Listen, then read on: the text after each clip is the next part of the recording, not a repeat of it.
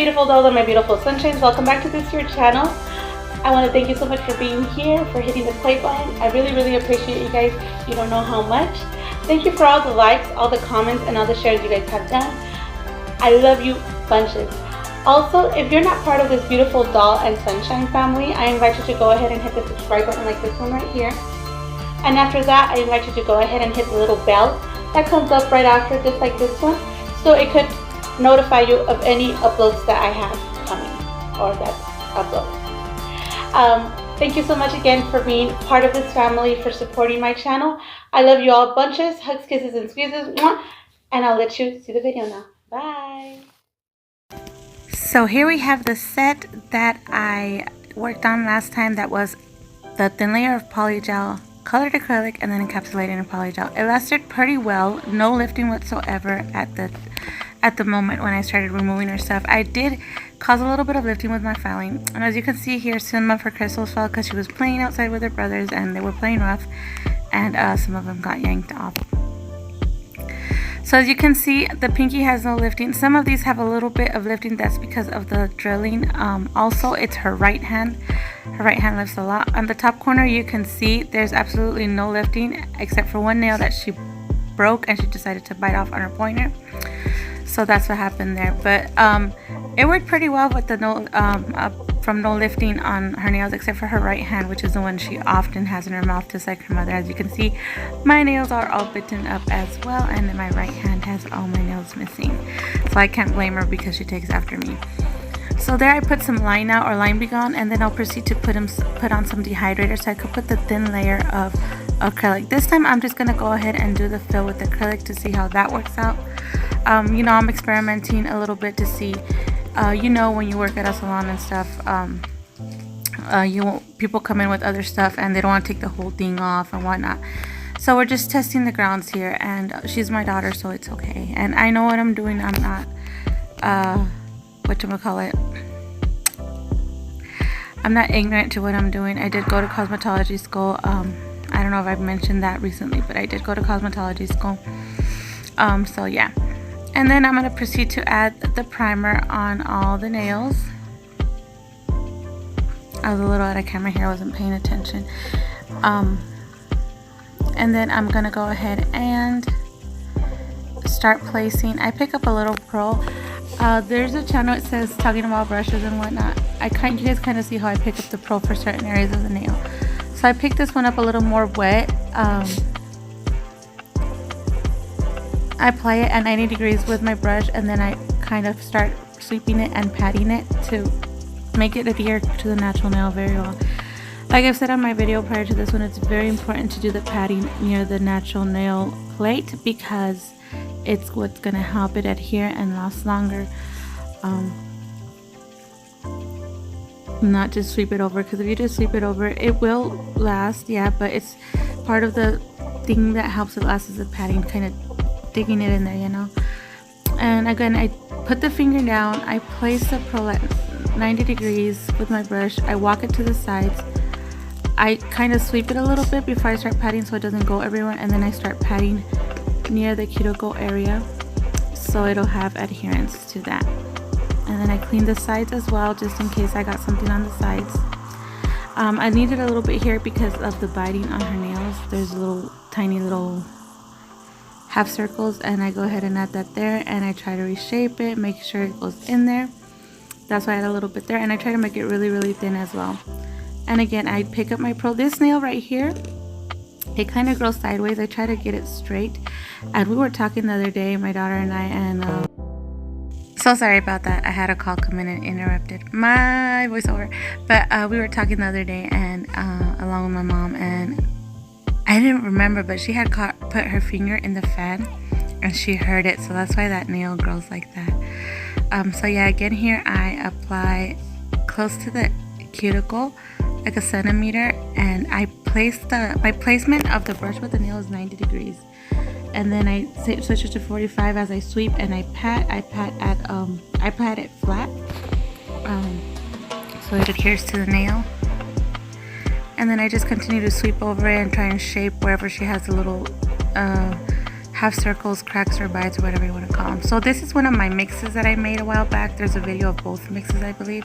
So I mixed both of these together because one has shimmer and one has little matte dots or glitters in white. And then I'll be using this pink from Exotic Nails as well. I like these colors because they're springy / summery, and oh my god, I love the way the set turns out. I really, really do. I hope you guys like it too. So on this one, I applied it on the whole nail. Excuse me. Excuse me. Oh my goodness, sorry. And I just sweep it. And if I miss little itsy bitsy gaps, I just add a little acrylic and I blend it into the nail. I love this white because it's not a solid white, it's like a creamy white. It has a little bit of shimmer and it has, like I said, those little white, matte white dots or glitters. I noticed there's a transparency here and I kind of cover it up. I try to cover it. I'm not too worried about some areas have transparency because the white nails are the ones I'm going to be doing the marbling in. So I'm not too worried about that. But I am trying to get it even around the cuticle area and everywhere else. But oh my goodness, I wanted to give you guys, like, you know what, a lot of people do it with polish. I wanted to see how it looked with this textured white and the marbling, and it looks so pretty.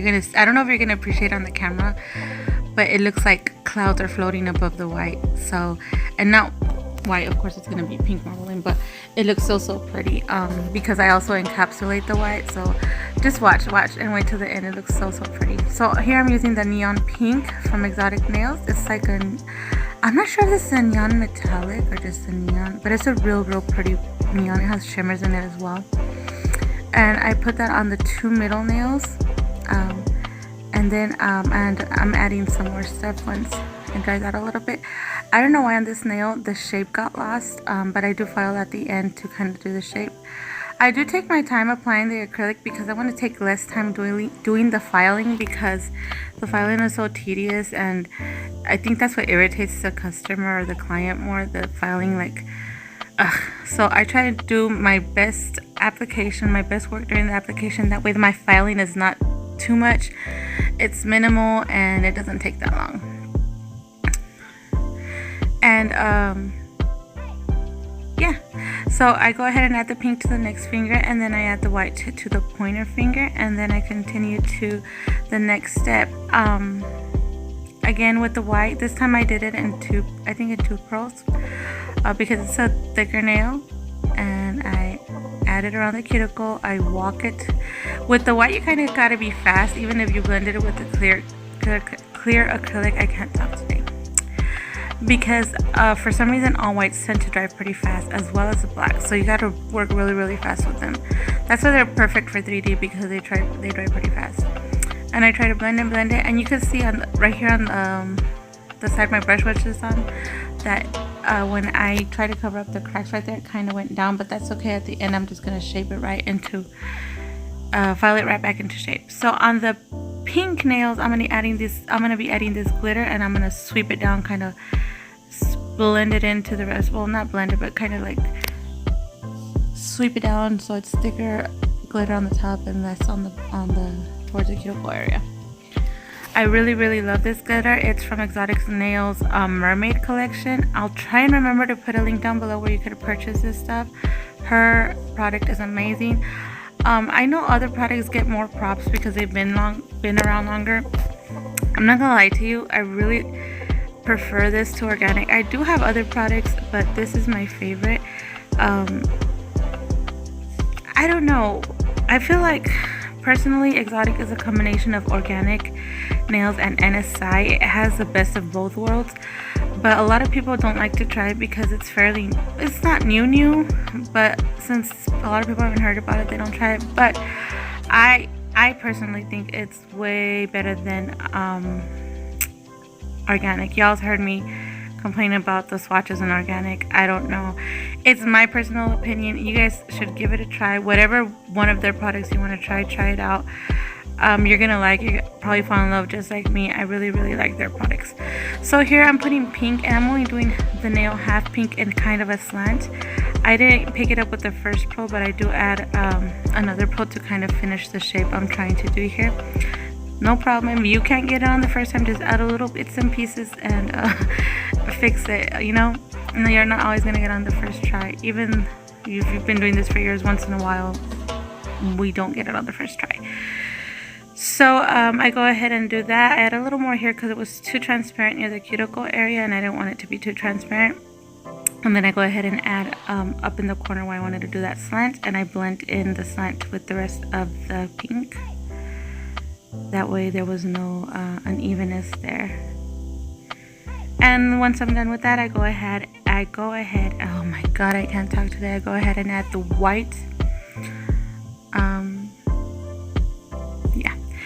So once I add the white and everything, I move on to the next step, which is adding some of the glitter on this nail too. I try to add it on both the white and the pink, but more of the pink than the white. I just wanted to see how it would look with glitter under the marbling, so I left a little bit there on the edge you're gonna see, and then I proceed to the next step.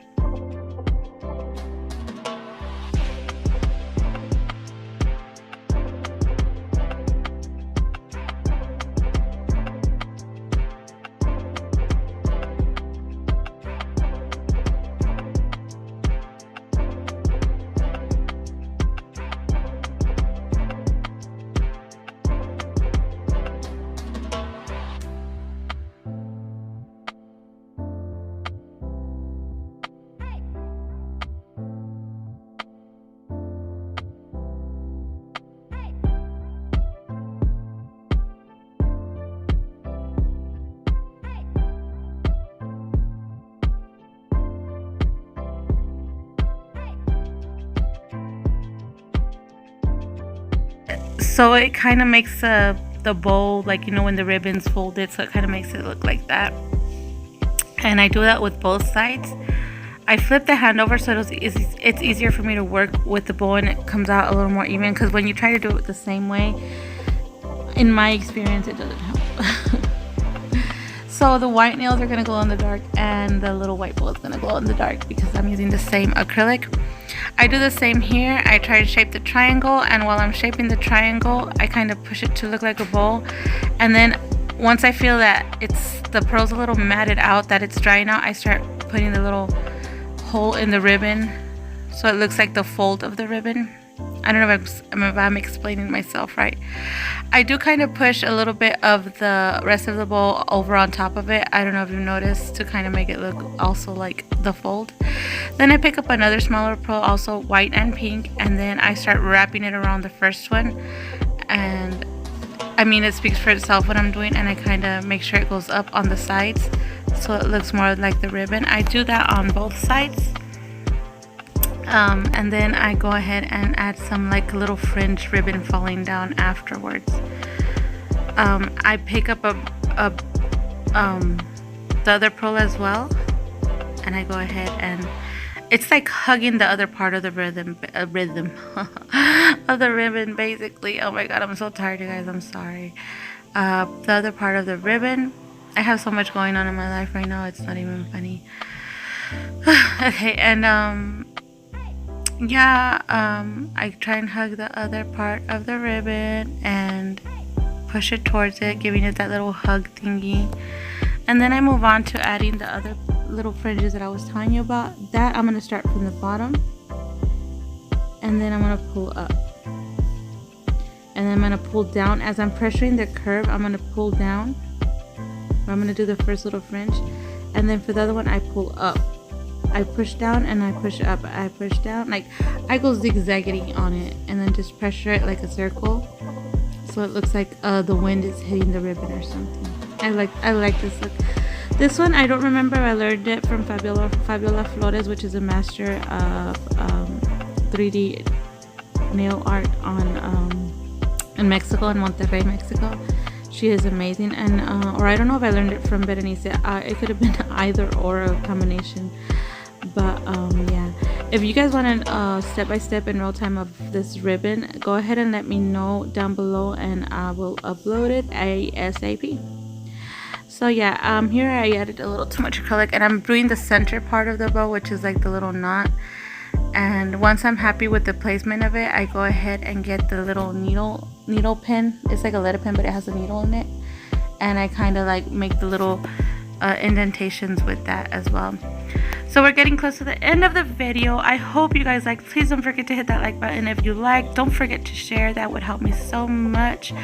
And don't forget to comment down below. Your comments make my day. Also, if you're not subscribed or you're not part of this family, go ahead and hit the subscribe button as well as the activation bell so you could get notified of any uploads I might have. And yeah, so once again, thanks a lot for watching. Hugs, kisses, and squeezes. God bless you, bunches of votes, and I will see you on the next one. Bye. So now I'm gonna go ahead and encapsulate same way I did the rest of the other stuff. 90 degree. I kind of walk it with the belly of my brush to try and use one pro for the whole thing, and so it won't be that thick.